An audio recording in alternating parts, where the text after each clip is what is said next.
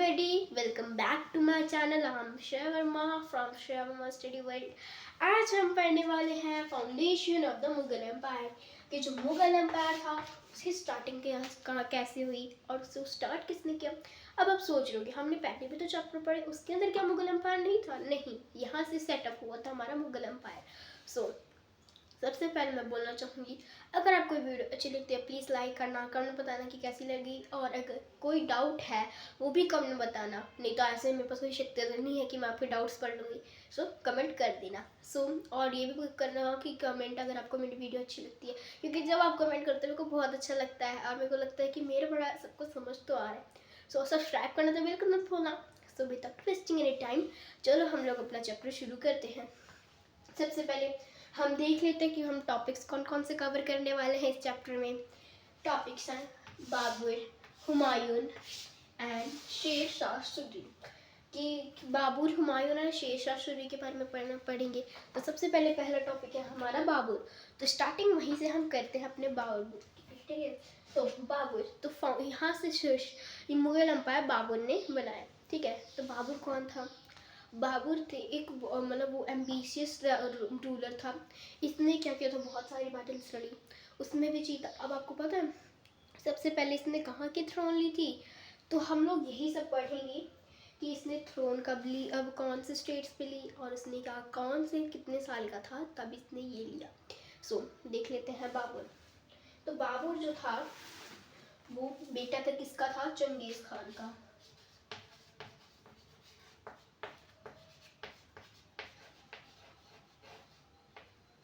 ठीक है, जो बाबर था बेटा था चंगेज खान का। जो चंगेज खान था कहाँ का रूलर था?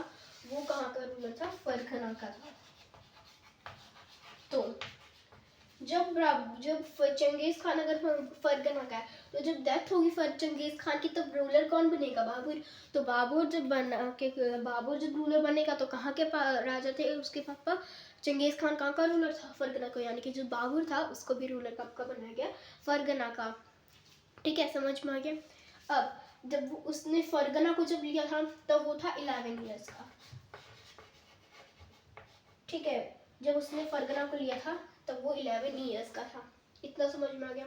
अब उसने क्या किया, जब वो 11 ईयर्स के आया उसको थ्रोन के ऊपर बैठाया गया, तब उसने धीरे धीरे क्या किया, उसने जगहों को कॉन्क्वेस्ट करना शुरू किया। उसने 14 साल का जब हुआ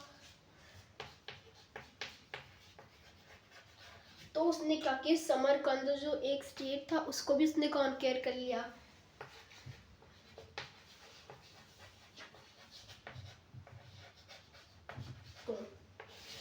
तो जब वो 14 ईयर्स का था तो उसने समरकंद को कॉन्क्वेयर किया।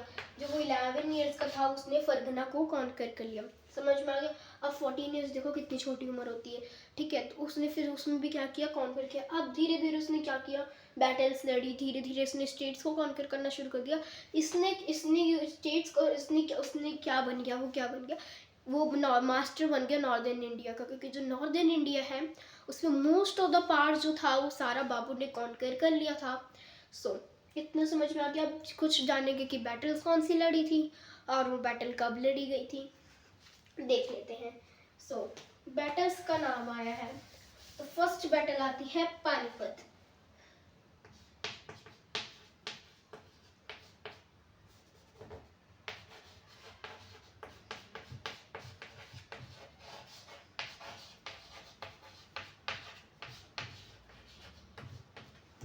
फर्स्ट बैटल ऑफ पानीपत ये हुई थी किसके बीच में? इब्राहिम लोदी के बीच में और बाबर के बीच में, ठीक है।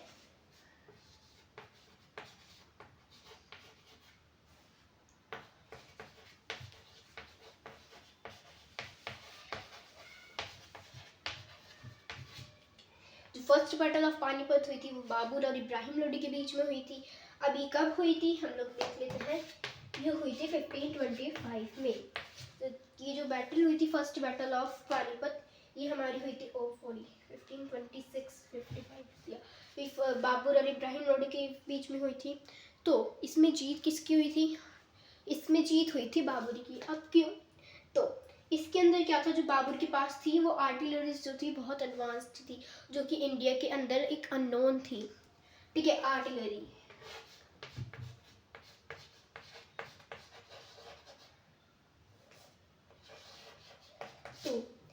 आर्टिलरी क्या होती है?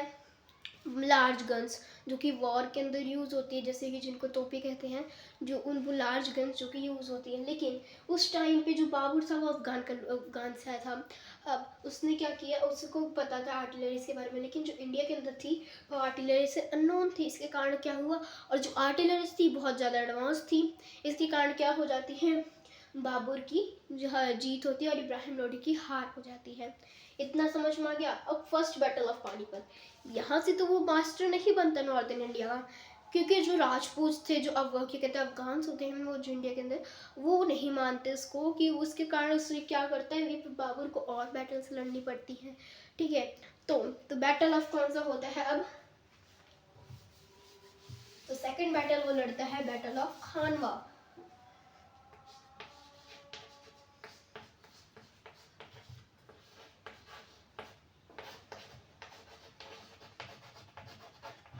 जो कि 1527 में हुई थी,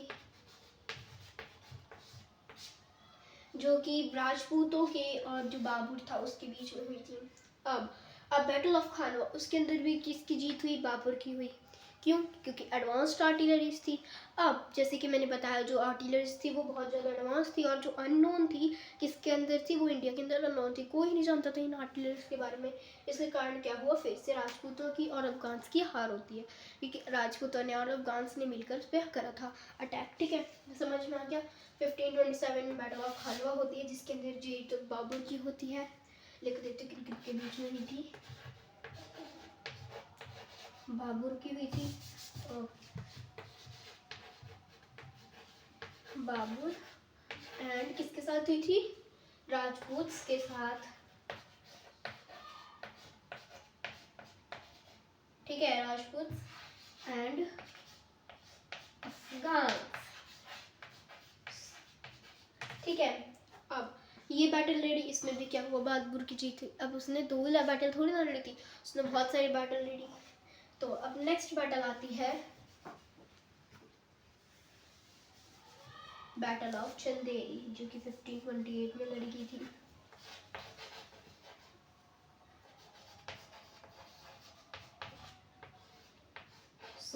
ये भी बाबर और राजपूत के बीच में लड़ी गई थी।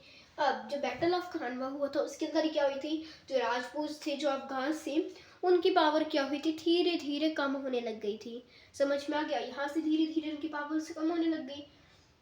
तो उन्होंने क्या हुआ, फिर से बाबर की जीत हो जाती है, जो बैटल ऑफ चंदेरी होती है उसके अंदर फिर से कहते हैं राजपूत और अफगान की हार हो जाती है और बाबर की जीत। क्यों? एडवांस आर्टिलरी के कारण, है ना। ये समझ में आ गया। आर्टिलरीज क्या होती है, लार्ज गन्स होती है, जो कि वॉर के अंदर यूज होती है, जिनको तोपे कहते हैं। अब बाबर ने 1528 यहाँ तक पढ़ लिया हम लोगों ने। अब बाबर ने कब रूल किया था ये भी जान लो,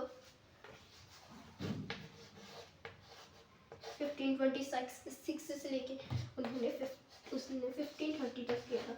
अब आप सोचो कि ये तो मास्टर ऑफ इंडिया था, लेकिन 4 इयर्स तक की रूल क्यों? क्योंकि उसको 1530 में उसकी डेथ हो गई थी। अब ये भी जानेंगे कैसे हुई थी। तो अब इतना समझ में आ गया कि 1528 तक अब इसने कितना कर दिया था। कौन कर, राजपूत एंड अफगान्स। तो राजपूत जो अफगान्स वगैरह थी, जो इब्राहिम लोदी था, वो कहाँ का रूलर था, बंगाल और बिहार। बंगाल और बिहार कहाँ आते हैं, उधर साइड में आते थे, और उधर से शुरुआत अफगान्स की थी। तो सोचो उसने बहुत most of the part conquer कर, जिसके कारण वो मास्टर बन गया था नॉर्दर्न इंडिया का। समझ में आ गया। अब उसका टाइम पीरियड इतना है। अब 1530 में उसकी डेथ कैसे हुई, डेथ, तो उसका जो बेटा था, कौन था उसका बेटा, हुमायूं। इसके बारे में भी अभी हम पढ़ के, जो कि सेकंड मुगल एम्पायर का रूलर था। ठीक है, जो क्या कहते हैं, इसकी बेटा होता है, वो सीरियसली इल होता है, फेलो मतलब एक बार सीरियसली इल हो जाता है, लेकिन उसका कोई इलाज नहीं होता, तो उसके टाइम पे लाना चाहता था। अगर तुम बेड के साथ 3 बार कई साइड घूम के अगर कोई बीमार है तो उसकी बीमार वो ठीक हो जाएगा, लेकिन वो ठीक तो हुआ हुमायूं, लेकिन क्या हुआ, धीरे धीरे जो क्या कहते हैं बाबर होता है, धीरे धीरे वो बीमार हो जाता है। अब इस बीमार की तो वैसे भी कोई दवा नहीं थी, इसको वो क्या कहते हैं, जितनी भी फेमस वो क्या डॉक्टर्स होते हैं उनसे वो करवाया जाता है, लेकिन फिर भी कोई इम्प्रूवमेंट नहीं देखी जाती, जिसके कारण क्या होती है, डेथ हो जाती है बाबर की। समझ में आ गया। बाबर की डेथ हो रही थी क्यों, जब वो सीरियसली इल हो गए थे, जब वो सीरियसली इल हो गए थे। तो हुमायूं से थे। सो हुमायूं कौन था? हुमायूं था एल्डर था, किसका था? बाबर का था। और हुमायूं के क्या कहते हैं, उसने ये भी बहुत एम्बिशियस रूलर था, इसने भी बैटल्स लड़ी। इसने रूल किया था 1530 से लेके 1540 तक।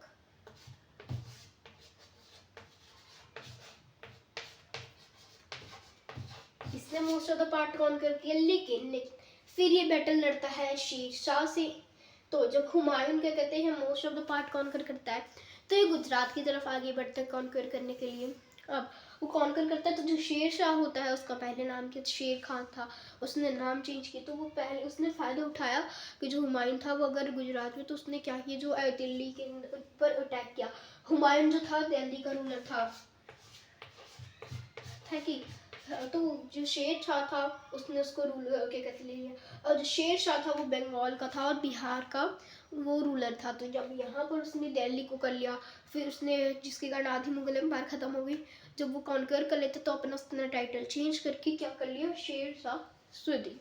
समझ में आ गया? अब हुमायूं, अब उसने क्या किया, जो दिल्ली के अंदर तो मुगल एम्पायर थी, उसके सारी मुगल आर्मी थी, तो जो शेर शाह ने जाके वो सारी ख़त्म कर दी।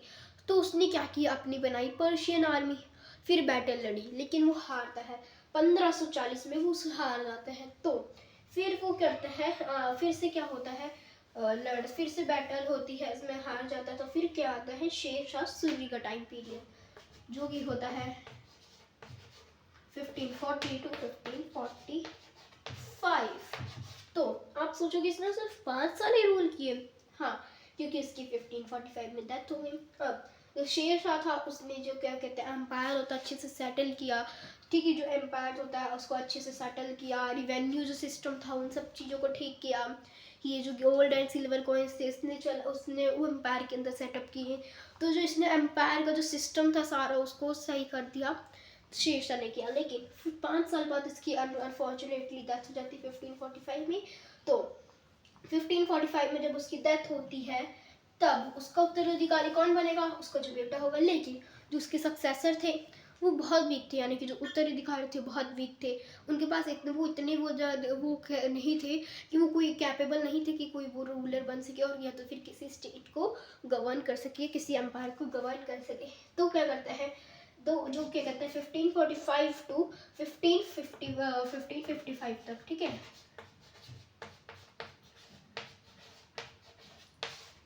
क्या हुआ, स्टेट्स ने खुद को इंडिपेंडेंट डिक्लेयर कर लिया। लेकिन जब टाइम आता है 1555 का, तो हुमायूं ने फिर से क्या किया, अपनी ताकत को बढ़ाना शुरू कर दिया दिल्ली के अंदर। 1555 में उसने क्या किया, फिर से एक बार दिल्ली को कॉन्कर कर लिया, ठीक है। लेकिन इसमें क्या हुआ, 1555 में जब उसने कॉन्कर किया, लेकिन उसने फिर सिर्फ एक ही साल रूल कर पाया 1556 तक। क्यों? क्योंकि उसकी डेथ होगी 1556 में।